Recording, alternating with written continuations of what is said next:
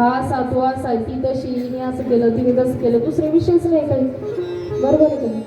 तिच्यापेक्षा पापड मी चांगले केले. ती सकाळी उठतच नाही, ती 8 वाजता उठते. सासू तिच्या आधी उठते. बरोबर आहे का नाही? हिला काही कामच नाही. काही बायांचं असं असतं बरं का, सकाळी एकदा नवरा गेला का बाई झाली मोकळी.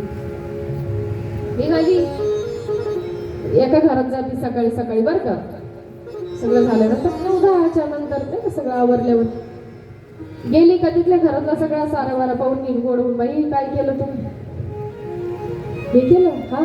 तर त्यांच्या घरातलं सगळं बघून घ्यायचं, कोणाचं काय चालू आहे, कोणाचं काय चालू आहे, पोरं तिच्याशी कसे बोलतात, ती पोरांशी कशी बोलते, आईशी मुलं कसं बोलतात, बायकोशी नवरा कसं बोलतो, पोरांशी आई कशी बोलते, सगळं बघून घ्यायचं. तिथं त्यांच्या तोंडावर गोड गोड बोलायचं. बाहेर निघालं का दुसऱ्या समोरच्या घरात जायचं. तिथं तर असं चालू होतं, तुझं पोरगं तिला उलट बोलत होतं. काही लोकांच्या गळ्यात ना खलबत्ता बांधलेला असतो, खलबत्ता सारखं कुटायचं.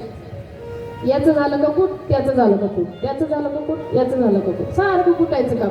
त्याला दुसरे कामच नाही. पण याच्याने काय होतं, या कुसंगतीने काय होतं, काही होत नाही. ज्याचं कुठतं ना त्याचं पाप कमी होतं आणि ते तुमच्या डोक्यावर बसतं.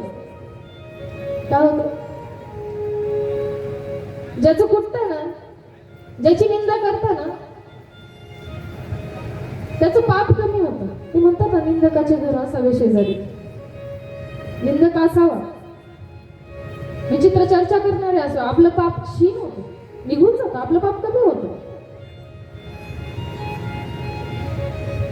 या कुसंगतीने असे परिणाम होतात. नंतर विसंगती,